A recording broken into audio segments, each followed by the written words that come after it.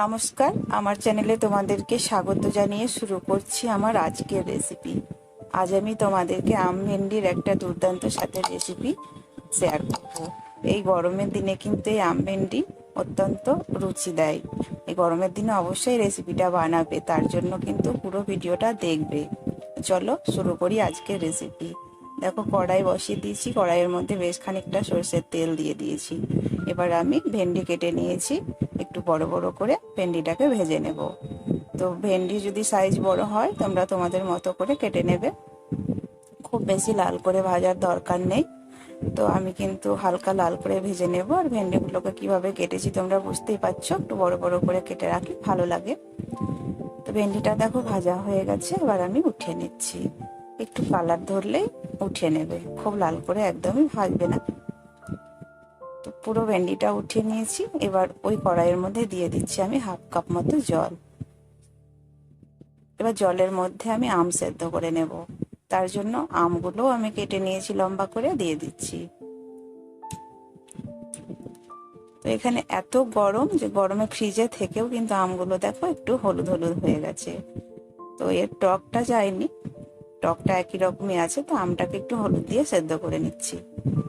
1 minute মতো সেদ্ধ করে নিলে আম কিন্তু তাড়াতাড়ি সেদ্ধ হয়ে যায়। দেখো 1 মিনিট পরে তো ঢাকাটা আমি খুলে নিয়েছি, সুন্দর সেদ্ধ হয়ে গেছে। এবার আমটাকেও নামিয়ে নেব। কড়াই ধুয়ে পরিষ্কার করে নিয়েছি, আবারও তেল দিয়ে দিচ্ছি। তেলটাকে খুব ভালো করে গরম করে নিচ্ছি। এবার তেলের মধ্যে দিয়ে দিলাম একটা তেজপাতা, একটা শুকনো লঙ্কা, 1 চামচ পাঁচফোড়ন, আর অল্প একটু হলুদ দিয়ে খুব ভালো করে ফোড়নটাকে ভেজে নিচ্ছি। ফোড়নটা ভাজা হয়ে গেছে। এবার একটা মশলা আমি বানিয়ে রেখেছি। এই আম ভেন্ডিতে বিশেষ কিছু মশলার দরকার নেই। সর্ষে, শুকনো লঙ্কা, রসুন আমি একসঙ্গে বেটে নিয়েছি। তোমরা চাইলে কাঁচা লঙ্কাও দিতে পারো।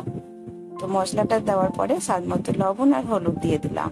এবার খুব সুন্দর করে মশলাটাকে কষিয়ে নিতে হবে। সর্ষে খুব বেশি ভাজার দরকার নেই, সর্ষে বেশি ভাজলে কিন্তু তেতো হয়ে যায়। এই সময় একটু অল্প আমি কাশ্মীরি লঙ্কার গুঁড়ো আর চিনি দিয়ে দিলাম। লঙ্কা গুঁড়ো আর চিনি দিয়ে আবারও কষিয়ে নিচ্ছি, আর অল্প একটু জল দিয়ে দেব। মশলাটা কড়াইয়ের মধ্যে ধরে যাচ্ছে, সেটা ধরবে না। খুব ভালো করে কিন্তু আবারও কষিয়ে নেব, পুরো জলটাকে শুকিয়ে নেব। মশলা আর তেল যখন পুরো আলাদা হয়ে যাবে তখন কিন্তু ভেজে রাখা ভেন্ডিটা দিয়ে দেব। দেখো মশলা খুব সুন্দর কষানো হয়ে গেছে। এবার আমি ভেন্ডি দিয়ে আবারও 1 থেকে 1.5 মিনিট কষিয়ে নিচ্ছি। আঁচটাকে কিন্তু এই সময় মিডিয়ামে রেখেছি, খুব কমিয়ে বা খুব বাড়িয়ে রাখিনি। ভেন্ডি খুব সুন্দর কষানো হয়ে গেছে। এবার ভেন্ডি সেদ্ধ করার জন্য কিন্তু আমি হাফ বাটি মতো জল দিয়ে দিলাম। খুব বেশি জল দেবার দরকার নেই, ভেন্ডি খুব তাড়াতাড়ি সেদ্ধ হয়ে যায়। আর আঁচটা যেমন আছে তেমনই রেখে দিলাম। এবার ঢাকা দিয়ে ভেন্ডি সেদ্ধ করে নেব মিডিয়াম আঁচে। 2 মিনিট মতো রাখলাম। 2 মিনিট পরে ঢাকা খুলে নিলাম। খুব সুন্দরভাবে ভেন্ডি সেদ্ধ হয়ে গেছে, আর গ্রেভিটা এরকমই থাকবে। এই অবস্থায় আমি সেদ্ধ করে রাখা আম দিয়ে দেব। তো প্রত্যেকটা ভেন্ডি কিন্তু সেদ্ধ হয়ে গেছে। ভেন্ডি সেদ্ধ করার আগে কিন্তু আম দেবে না, নইলে ভেন্ডি সেদ্ধ হবে না টকের কারণে। তো এবার আমটা আমি ঢেলে দিচ্ছি। আমের মধ্যে যে জলটা ছিল সব জলটা কিন্তু দিলাম না, প্রয়োজন হলে দেব। তো আম দিয়ে আবার খুব ভালো করে একটু নেড়ে দিলাম। এবার আমি আম সেদ্ধ করা জল অল্প দিয়ে দিলাম,